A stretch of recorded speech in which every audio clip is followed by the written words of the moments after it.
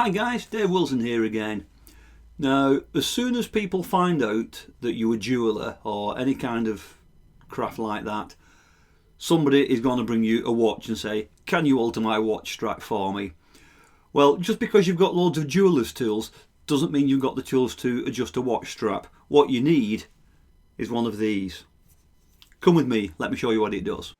So guys, we're talking today about these little spring burrs, and these are the tiny little burrs that are used to hold watch straps in place. You usually have two of them, but on some of the metal straps you might have four or even six. And the way they work is they have a tiny spring inside them, so the ends are telescopic, so you can push them in, put the strap into place, and then when you release the tension they will spring out and they will hold the watch strap in place. But it's a very fiddly and tiny little job, so in order to do it safely you need a spring burr tool. So this is a spring burr tool and it's made by Precitech or Precitech, however you say it. It's all one piece solid metal. It's 15 centimeters or just under 6 inches long. One end you have it's sort of like a screwdriver, but with an indentation, a V groove cut into it, which is 2.9 millimeters diameter. At the other end, it tapers down to a fine tip, and you've got a 1 millimeter wide circular tip. And right at the very end, you can see this under a microscope, it's got an indentation, a little concave divot in the end there. The barrel is hexagonal, and I think it's aluminium by the looks of it, and it's all black powder coated. Now, a great advantage with that, apart from being really comfortable in your hand, it means that when you put it on your bench it doesn't roll off, it's going to stay where you put it. Another feature you can see on the handle is you've got a measurement scale like a little ruler. You've got millimeters on one side and inches on the other side, so you can very quickly identify the length and size of the spring burr that you're using. It's very nice, very solid and well constructed. Now, as with all these watchmakers' tools, I give them to a friend of mine who collects high-end watches, and I get his feedback.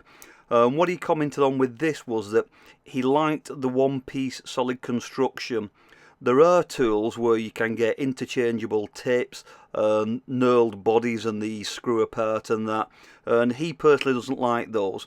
He said when you're working on a £10,000 Rolex watch, the last thing that you want is your tool to unscrew or the tip to come out. So he really prefers this one-piece solid construction. He also commented on the nice comfortable feel of it and the fact that the measurements down the side are very nice and sharp and well printed, so a good indication of quality there. Now, in order to remove a spring burr that's fitted into a watch, you need to use the wedge-shaped screwdriver type end, and you need to locate it in between the two circular grooves that run round the end of the spring burr. Keep it at 90 degrees and applying a firm pressure you want to push inwards towards the centre of the spring burr, and that will hopefully compress it and allow you to remove it. And if you look here, hopefully you can see this.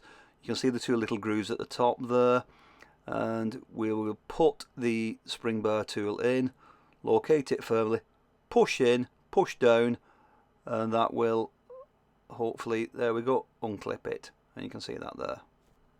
You can see the two little grooves there at the top. Now, to replace a spring burr back into the watch, you need to compress the ends first. In order to do this, you can use a small indentation on the fine end, and if you line this up with the end of the spring burr, you can use it to push the end of the spring burr in and compress it. So, to fit it into the watch, pop one end in to the watch, obviously threaded through the strap, and then try and line the other end up as close as you can to the hole. Use the spring burr tool to push inwards towards the centre of the spring burr and compress it. Keep the pressure on as you push it into place, and then hopefully you'll be able to just push it with your finger and click it into place. Do double check that the strap is firmly affixed and that the spring burr is in both of the little indentations at either side. That way it's not going to come loose, so do give it a good check. The rounded tip is also great for adjusting these stainless steel digital watch straps, where you have the little sections that slide out. Just pop it into the little hole, push outwards, and that'll loosen the section.